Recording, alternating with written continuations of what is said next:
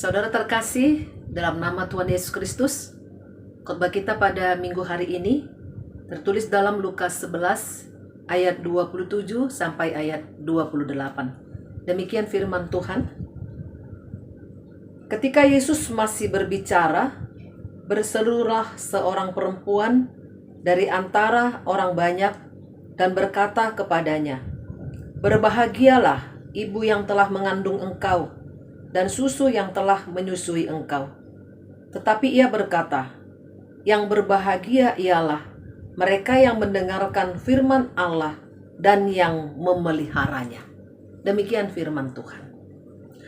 Hal yang biasa yang terjadi saat kita melihat keberhasilan anak-anak dari seseorang. Kita pasti akan merasa kagum dan akan mengatakan, "Waduh, kamu pasti sangat bahagia ya, dan kamu sangat beruntung. Anak-anakmu semua sukses dan kaya raya, punya perusahaan, memiliki jabatan yang baik, dan lain sebagainya." Lalu kita akan mengatakan, seandainya saja aku bisa seperti itu.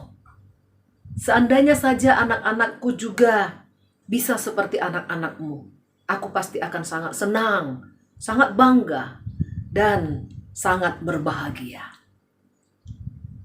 Karena memang versi dunia, kebahagiaan itu jika ia mempunyai anak dan anak-anaknya dapat berprestasi, punya jabatan, dan memiliki kesuksesan.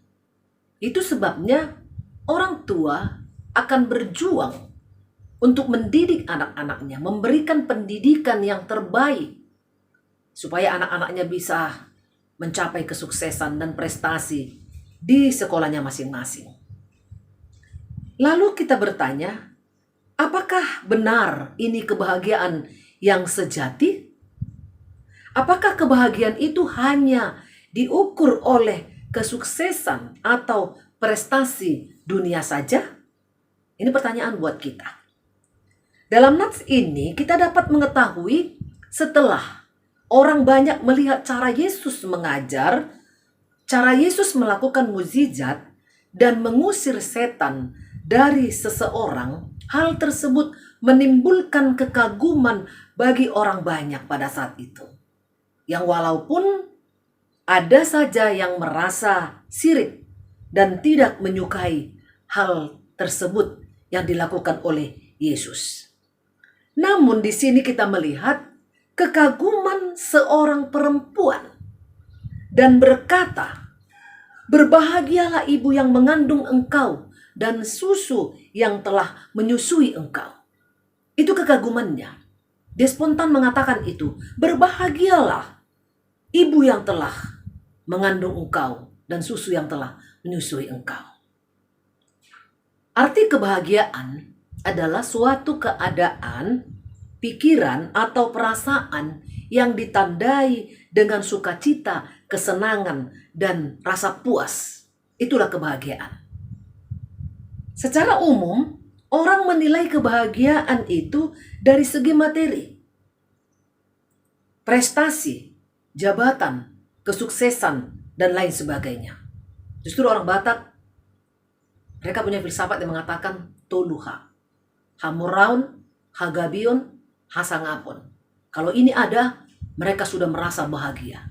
Jika mereka punya kekayaan, jika mereka punya keturunan, jika mereka punya jabatan, dan lain sebagainya. Namun Yesus menjelaskan arti kebahagiaan yang sesungguhnya. Kebahagiaan yang sesungguhnya menurut Yesus yaitu ada dua. Dikatakan yang pertama, yang berbahagia ialah mereka yang mendengarkan firman Tuhan. Dan yang kedua adalah yang memeliharanya.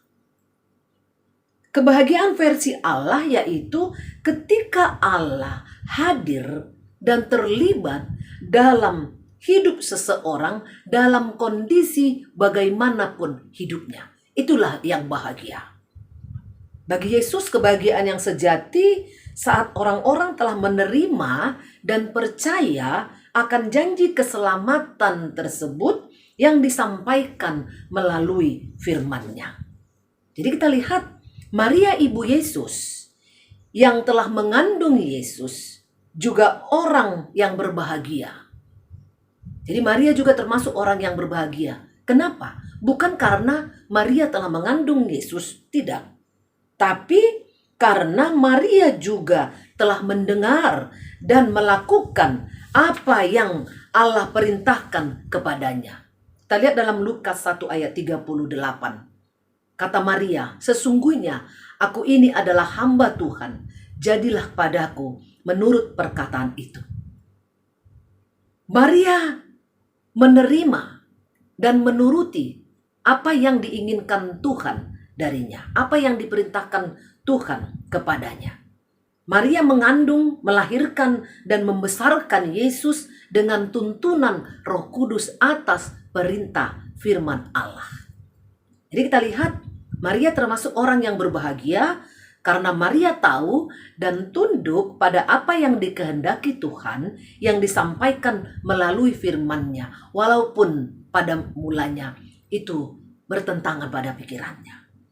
Roh Kudus memimpin hati Maria untuk mengetahui bahwa rencana Tuhan selalu yang terbaik baginya. Sehingga orang yang mendengar dan menerimanya pastilah beroleh kebahagiaan. Saudara terkasih dalam Kristus Yesus, Yesus ingin menegaskan tentang bagaimana memperoleh kebahagiaan yang mendasar dan yang sejati, yaitu pentingnya mendengarkan firman Tuhan.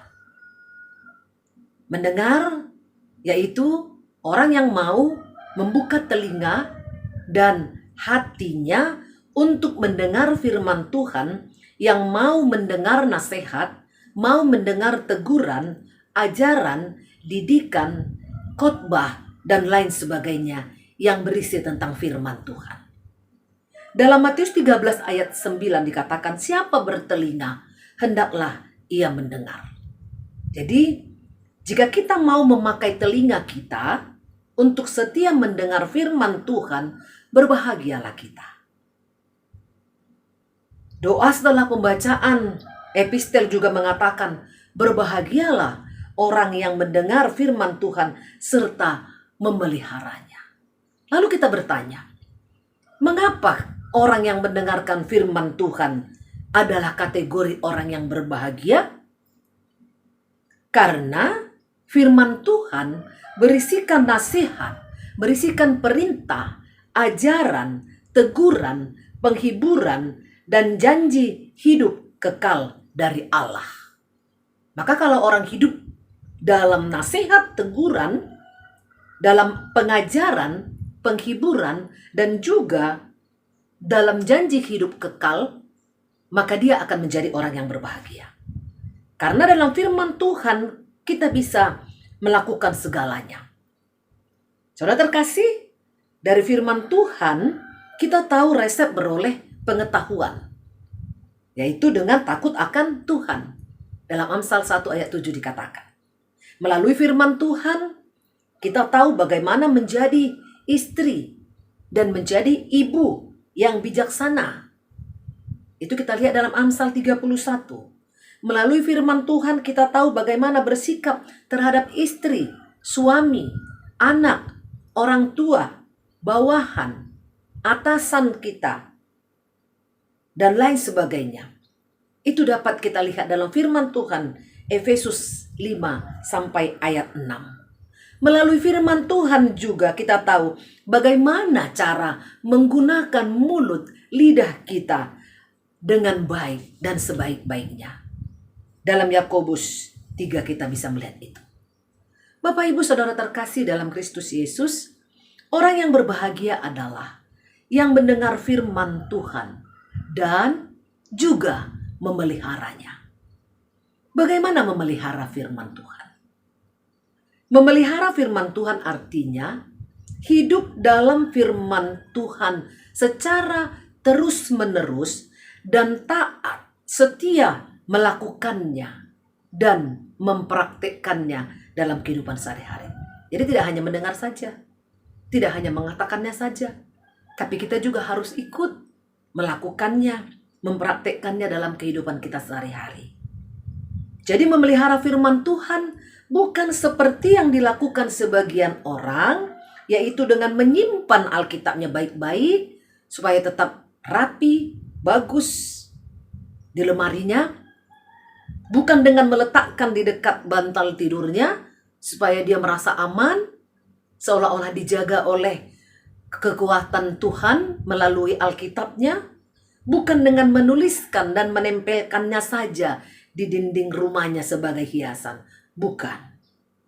Memelihara artinya menjaga dalam hati, membiarkan firman itu tumbuh dan berkembang dan menghasilkan buah yang baik. Buahnya akan terlihat dari sikap kita sehari-hari, dari perkataan kita, dari tindakan kita. Jadi orang yang mendengarkan firman Tuhan dan memeliharanya itu akan kelihatan. Baik dari perkataannya, baik dari perbuatannya, baik dari apa yang dia pikirkan dalam kehidupannya sehari-hari. Itu akan ditunjukkan. Dia akan melakukan hal-hal yang baik, yang berkenan dengan kehendak Tuhan. Saudara terkasih dalam Kristus Yesus, dalam Matius 7 ayat 24 sampai 27, di situ bisa kita melihat orang yang mendengar firman Tuhan dan melakukannya, ia adalah orang yang bijaksana, yang mendirikan rumahnya di atas batu, kemudian turunlah hujan, dan datanglah banjir, lalu angin melanda rumah itu, tetapi rumah itu tidak roboh. Dia akan kuat. Orang yang mendengarkan firman Tuhan dan melakukannya digambarkan seperti itu. Meski dia menghadapi banyak sekali terpaan, meski dia menghadapi banyak sekali penderitaan, meski dia menghadapi banyak sekali cercaan dalam kehidupan ini, dia akan kokoh. Kenapa? Karena dia hidup dalam firman Tuhan, tuntunan firman Tuhan. Karena Tuhan ada selalu di dalam hatinya, dan Roh Tuhan selalu menolong dia dalam menjalani kehidupannya. Tetapi yang mendengar firman Tuhan dan tidak melakukannya, ia sama dengan orang yang bodoh, yang membangun rumahnya di atas pasir. Ketika hujan datang dan angin melanda rumah itu akan roboh. Kenapa? Karena dia tidak hidup dalam firman Tuhan. Karena dia tidak hidup bersama dengan Tuhan dalam kehidupannya. Tapi dia hidup dengan kenikmatan dunia, kesuksesan dunia, keberhasilan dunia. Itulah yang ada padanya. Itulah yang dia pegang dalam hidupnya dan hidup bersama dia. Berbahagialah orang yang mendengar firman Tuhan serta memeliharanya. Sekarang pertanyaan buat kita, renungan buat kita. Sudahkah kita menjadi orang yang berbahagia setelah mendengarkan firman Tuhan? Banyak orang yang sering mendengarkan firman Tuhan. Banyak orang yang rajin ke gereja. Banyak orang yang telah mendengarkan nasihat, teguran, didikan. Tetapi mungkin saja mereka belum berbahagia. Kenapa? Karena mereka tidak melakukannya. Renungan yang kedua, sudahkah kita menjadi orang yang berbahagia setelah kita memperdengarkan firman Tuhan pada orang lain? Jadi kita sebagai pemberi nasihat, kita sebagai pemberi didikan, kita sebagai pemberi khotbah, sudahkah kita termasuk orang yang berbahagia? Artinya apakah kita hanya memperkatakan saja, tetapi kita tidak menyimpan dan melakukan firman itu sehingga kita hidup dalam kebahagiaan itu?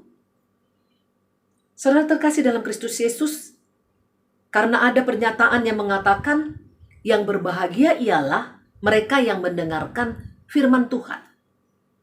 Ada perkataan mendengarkan. Maka dalam nats ini kita lihat dibutuhkan juga orang yang mau memperdengarkan firman Tuhan tersebut.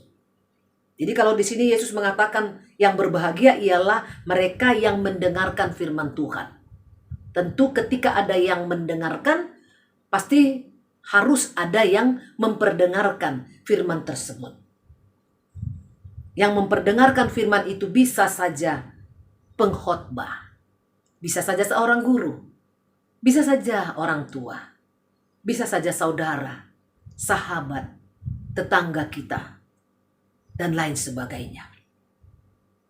Karena itu, perdengarkanlah firman Tuhan melalui khotbah, melalui lagu-lagu rohani, melalui nasihat, melalui pendidikan agama di sekolah, dan lain sebagainya.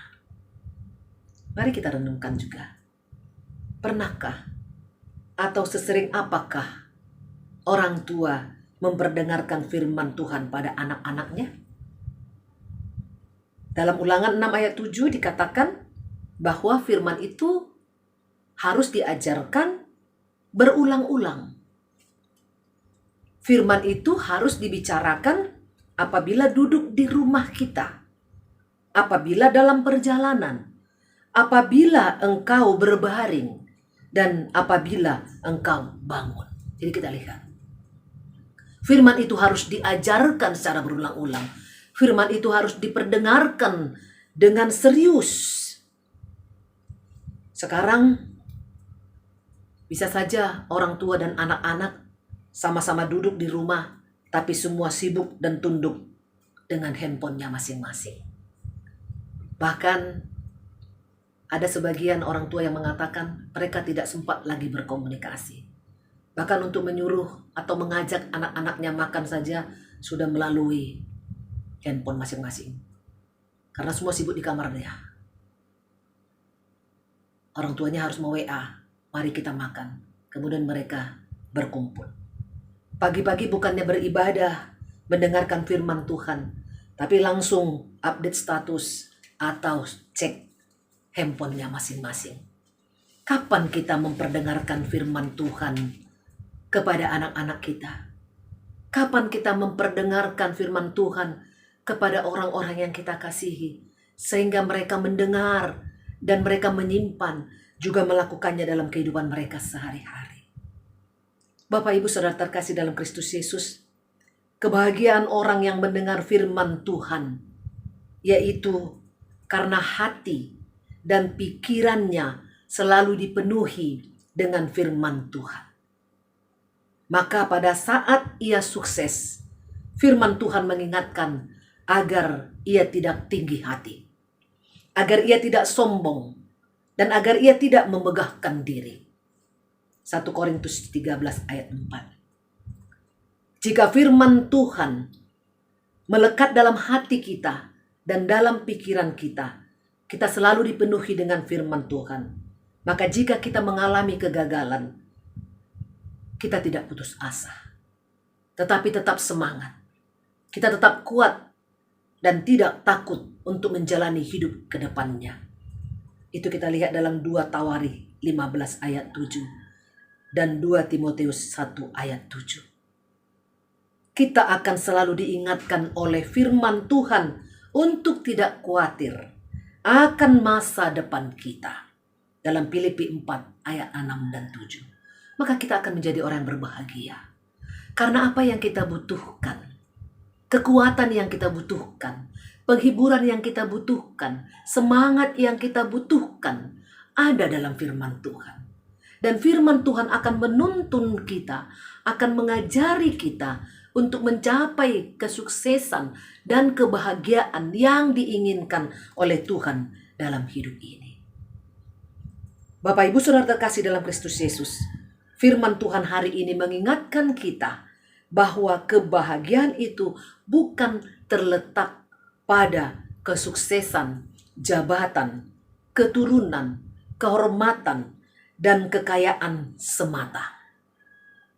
Tapi bagaimana kita taat dan setia melakukan firman Tuhan.